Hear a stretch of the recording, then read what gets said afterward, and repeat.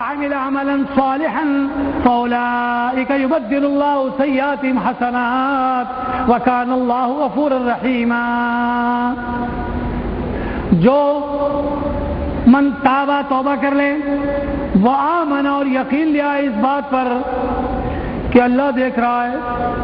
اب میں نے نافرمانی نہیں کرنی، اب میں نے نماز نہیں چھوڑنی، اب میں نے زکوٰۃ میں چوری نہیں کرنی، اب میں نے روزے کو نہیں ترک کرنا، اب میں نے برائی کی طرف نہیں جانا۔ جو اللہ کے سامنے پیور بن جائے، توبہ کر لے اور یقین لے آئے، وعمل عملا صالحا، اور آگے کے لیے نیک کاموں میں لگ جائے، اب نیکیاں کرتا رہے، فاولئک، یہ لوگ، یبدل اللہ سیئاتہم حسنات، بدل دیتا ہے اللہ ان کی برائیوں کو نیکیوں میں۔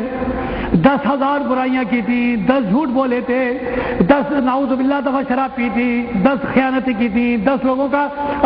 گالیاں دی تھی، 10 سے جھگڑا کرا تھا، 100 برائیاں تھی، فلاں، فرمایا جس تعداد میں برائیاں ہیں ان برائیوں کو نیکیوں میں تبدیل کر کے کریڈٹ میں لکھ دیا جاتا ہے۔ یہ تو اتنا نیک بندہ ہے کہ اس نے پچھلے زمانے میں یہ نیکیاں کی ہیں، یا اللہ یہ تو گناہ تھے، کہا اس نے توبہ کر لی ہے، ہم نے معاف کر دیا ہے، لیکن کریڈٹ میں ان گناہوں کو نیکیاں بنا کر لکھ دیا ہے۔ توبہ کی اتنی فضیلت، یبدل اللہ سیئاتہم حسنات، اللہ بدل دیتا ہے برائیوں کو نیکیوں میں، وکان اللہ غفورا رحیما، اور بے شک اللہ تعالیٰ تو بہت زیادہ معاف کرنے والا اور درگزر کرنے والا ہے۔ لیکن شریعت میں توبہ کرنے کے کچھ اصول ہیں اور توبہ قبول کرنے والے کی کچھ شرطیں ہیں۔ توبہ کرنے کے کچھ اصول ہیں، ان اصولوں کے مطابق توبہ کی جائے گی، اور توبہ قبول کروانے کے لیے کچھ شرطیں ہیں، وہ شرطیں پوری ہوں گی تو توبہ قبول ہوگی۔ اس لیے کہ اللہ کے رسول صلی اللہ علیہ وسلم نے ایک لمبی حدیث میں یہ ارشاد فرمایا کہ یسافر الرجل ویطیل السفر فیاتی وینادی ربہ یا رب یا رب یا رب ومطعمه حرام وملبسه حرام وغذي بالحرام فأنى يستجاب له۔ جبکہ اس کی حالت یہ ہے کہ ٹکٹ خرید کے لمبے لمبے حج کرنے جاتا ہے، عمرے کرنے جاتا ہے، بیت اللہ میں ہاتھ لگاتا ہے، اللہ کے دربار میں آ کے دعائیں مانگتا ہے۔ صورتحال یہ ہے جس پیسے سے ٹکٹ خرید کے آیا ہے وہ سودی کاروبار کا ہے، جو غذا، جو کھانا کھا رہا ہے، جو کپڑے پہن رہا ہے وہ حرام مال کا ہے، جس زبان سے یہ اللہ اللہ کر رہا ہے تو ناپاک زبان ہے۔ اللہ کو ان اللہ طیب لا یقبل الا طیبا، اللہ تو پاک ہے، قبول ہی نہیں کرتا مگر پاک زبان کو، پاک مال کو، پاک دل کو، پاک عمل کو، پاک پیسے کو۔ ناپاکی ویسے وائر بھی ہے گا، بلب بھی ہے گا، پیچھے سے الیکٹریسٹی آ رہی ہے لیکن جل نہیں رہا،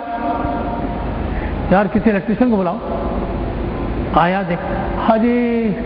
یہ دیکھ نہیں رہے، یہ تو زنگ لگا ہوا ہے، الیکٹریسٹی پاس ہی نہیں ہو رہی، آپ ٹھہرے، ریک مال لاؤ، اس کو رگڑا، صاف کرا، تھوڑا سا ایسڈ ڈال کے اس کو چمکایا، اب جو تار جوڑا، بتی جل گئی، ہاں یہ کیا، کہا جی وہ کرنٹ پاس نہیں ہو رہا تھا۔ جب تک زنگ لگا رہے گا اور بیڈ کنڈکٹر، گڈ کنڈکٹر میں الیکٹریسٹی پاس ہوتی ہے، اگر خراب ہو یا زنگ ہو یا ایسی چیز ہو جس سے الیکٹرک پاس نہیں ہوتی تو وہ جلے گا نہیں۔ اچھا یہ بات ہماری سمجھ میں آ جاتی ہے۔ اللہ کے رسول صلی اللہ علیہ وسلم نے کہ حرام کھانے والا، ماں باپ کا نافرمان اور سودی کاروبار میں مشغول اور مسلسل شراب پینے والا، ان کی نہ تو دعا قبول ہوتی ہے نہ توبہ قبول ہوتی ہے۔ پہلے اپنی غذا کو، اپنے کاروبار کو، اپنے کھانے پینے کو حلال کریں، اور اللہ کے بعد دنیا میں جس کا سب سے بڑا حق ہے والدین، ان کی رضا حاصل کریں، ان کی خوشنویدگی حاصل کریں، ان کی خدمت کریں، ان کی دعائیں لیں، پھر اللہ سے توبہ اور استغفار کریں۔ قرآن پاک کی یہ آیت کریمہ کہ فاعفو واسفحو الا تحبون ان یغفر اللہ لکم، معاف کر دو، درگزر کر دو، کیا تمہیں پسند نہیں ہے کہ اللہ تمہیں بھی معاف کر دے؟ ابو بکر صدیق رضی اللہ تعالیٰ نے آیت سنی تو مستح جو بھانجا تھا وہ بی بی عائشہ کے تہمت لگانے والے منافقین کا ساتھ دے رہا تھا،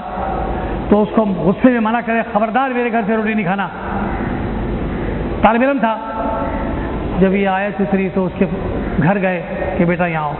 تو میرے گھر سے کھانا کھانا، میں نے تجھے معاف کیا، تو بے وقوف ہے، منافق کے ساتھ ملا ہوا ہے، میری بیٹی ایسی نہیں ہے، لیکن مجھے بڑا غصہ تھا، بیٹی پر تو تہمت لگاتا ہے اور وہ بھی نبی کی بیوی، تجھے نہ شرم اور حیا، نہ ایمان، نہ مروت، رشتہ داری کا خیال۔ لیکن اللہ کہہ رہا ہے کہ تم پہلے میرے گناہگار بندوں کو معاف کرو تو پھر میں تمہیں معاف کروں گا۔ آج ہم کسی کو معاف کرنے کو تیار ہی نہیں، اور یہ کوئی بات نہیں آپ کا بھائی ہے، کزن ہے، چھاڑ دیے مولوی صاحب، کوئی اور بات کیجیے، میں تو ایسی کی میں نہیں۔ ارے بھائی تھوڑا سا غصے کو ڈاؤن کرو۔ جب تک ہمارے اندر دوسروں کو معاف کرنے کی عادت اور صلاحیت اور دل پیدا نہیں ہوگا، اللہ بھی ہمیں معاف نہیں کرے۔ لہذا اللہ کی معافی لینے کے لیے، اللہ سے اپنے گناہوں کی توبہ کروانے کے لیے، پہلے بندگان خدا جن سے آپ کی ناراضگی ہے، جس نے آپ پر زیادتی کی ہے، جس نے آپ پر ظلم کیا ہے، پہلے ان کو معاف کرو، پھر اللہ آپ کو معاف کرے گا۔ قرآن پاک میں متعدد آیات اس موضوع پر ہیں کہ توبہ انسان کو پچھلے گناہوں سے بھی پاک کر دیتی ہے، اور اللہ کے ہاں وہی توبہ قبول ہوتی ہے جو حلال کھانے والی زبان اور حلال پیٹ میں جانے والی غذا کا حامل ہوتا ہے، اور جس کے اندر یہ ایمان اور جذبہ ہوتا ہے کہ یار کچھ بھی ہوا، زیادتی ہو گئی، میں اللہ کے لیے معاف کرتا ہوں، اب اللہ اس کو معاف کرے گا۔ اور جو اپنے انا کا مسئلہ بنا لے اور کہا ہم بھی دیکھ لیں گے، مقدمہ لڑیں گے، ہم تو آخر تک نہیں چھوڑیں گے ان کو، پھر اپنے گناہوں کی بھی اللہ سے معافی کی امید مت رکھنا۔ اور جی نہیں ہم تو ہر ہفتے مدرسے میں ایک بکرا صدقے کا بھجواتے ہیں، اور جی 10 بوریاں آٹے کی تو ہم ڈلواتے ہیں راشن کی، اور جی بیواؤں کو کہا وہ باتیں سب اپنی جگہ ہیں، وہ تمہاری نیکیاں اللہ چاہے گا تو قبول کرے گا، چاہے گا تو نہیں رد کر دے گا، لیکن معافی نہیں ملے گی جب تک پہلے تم اللہ کے بندوں کو معاف کرو، تم پر جسے زیادتی کیا اسے۔ قرآن پاک میں اللہ رب العالمین وحدہ لا شریک نے توبہ کے بیان میں یا ایھا الذین آمنوا، اے ایمان والو، توبوا الی اللہ توبۃ نصوحا، معافی مانگ لو اللہ سے پکی معافی، عسیٰ ربکم، بے شک قریب ہے تمہارا رب، ان یکفر عنکم سیئاتکم، کہ تمہارے گناہ معاف فرما دے، دھو ڈالے، وَيُدْخِلْكُمْ جَنَّاتٍ تَجْرِي، اور داخل کر دے تمہیں ایسے باغیچوں میں کہ دوڑ رہی ہیں ان کے نیچے انہاراً من تحتها الانہار، پانی کی نہریں، ٹھنڈا میٹھا، یوم لا یخزی اللہ النبی والذین آمنوا، وہ دن ہوگا جس دن نبی اور اہل ایمان اللہ کی رحمت سے مایوس نہیں ہوں گے۔ نورہم یسعی بین ایدیہم، ان کے ایمان کی روشنی ان کے آگے آگے چلے گی، وبایمانہم، اور ان کے دائیں طرف تو وہ کہیں گے ربنا، یقولون ربنا اتمم لنا نورنا، مولا اپنی مہربانی، اپنی روشنی، اپنی ہدایت ہمارے لیے مکمل فرما دے، واغفر لنا، اور ہمارے گناہوں کو معاف فرما دے، انک علی کل شیء قدیر، بے شک آپ ہی ہر چیز پر قادر ہیں، آپ جو چاہیں سو کریں، آپ سے کوئی پوچھنے والا نہیں۔ لہذا ہم نے تابعداری کری، ہم نے معافی مانگی، ہم نے آپ کی وجہ سے، آپ کے فرمان کی وجہ سے، نبی کی ہدایت کی وجہ سے لوگوں کو معاف کر دیا، اب ہم بھکاری بن کر آئے ہیں اپنی معافی کروانے کے لیے۔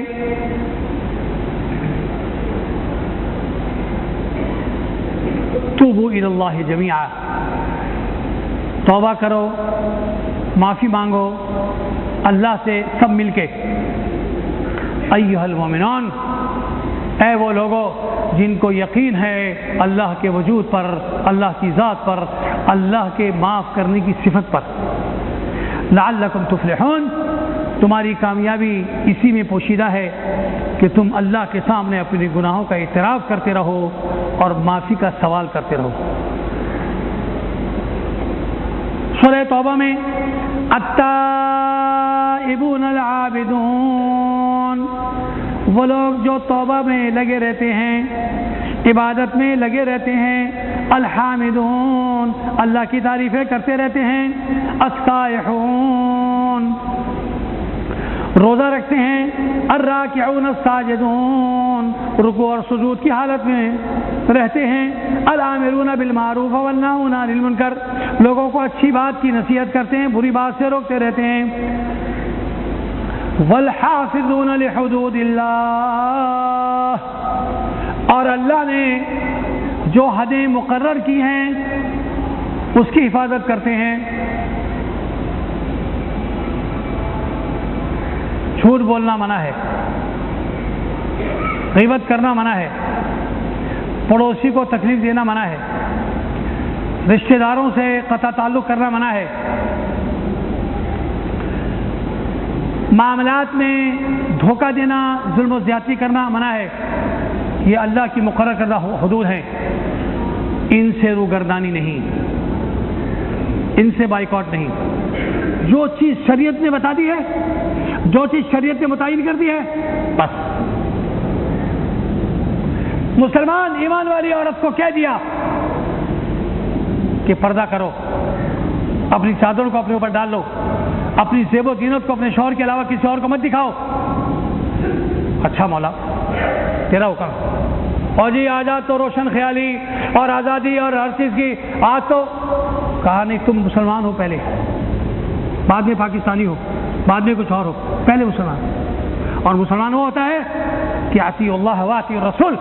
جو اللہ نے کہہ دیا، نبی نے فرما دیا، بات ختم۔ یہ ہماری زندگی ہماری نہیں ہے، اللہ کی دی ہوئی امانت ہے، اس امانت کو امانت دار کو سپرد کرنا ہے، لہذا امانت دار جیسا کہتا ہے کہ زندگی ایسی گزارو تو ہم نے ویسی گزارنی ہے۔ کاروبار میں چاہے کتنا فائدہ نظر آ رہا ہو، لیکن سود کی طرف نہیں جانا، دھوکے کی طرف نہیں جانا۔ عورت بے پردہ ہو کر نہیں نکلنا، شوہر کی تابعداری، اطاعت و فرمانبرداری میں زندگی گزارنا، اولاد کی تربیت یہ ذمہ داری ہے، یہ حدود اللہ ہے، لمیٹیشن ہے ٹو پاسنگ دا لائف۔ زندگی گزارنے کے طریقے ہیں جو شریعت نے بتائے ہیں، جو قرآن نے ذکر کیے ہیں، جو نبی محمد صلی اللہ علیہ وسلم نے سمجھائے ہیں، ان سب کو اس لمیٹیشن میں رکھنا، اس حدود میں رکھنا، یہ ہے ایمان کی علامت، یہ ہے توبہ قبول کرنے والے کی صفت۔ وبشر المؤمنین، ایسے ایمان والے جو رکوع سجود کی حالت میں رہیں، وہ لوگوں کو برائی سے روکتے رہیں، اچھائی کی دعوت دیتے رہیں، جو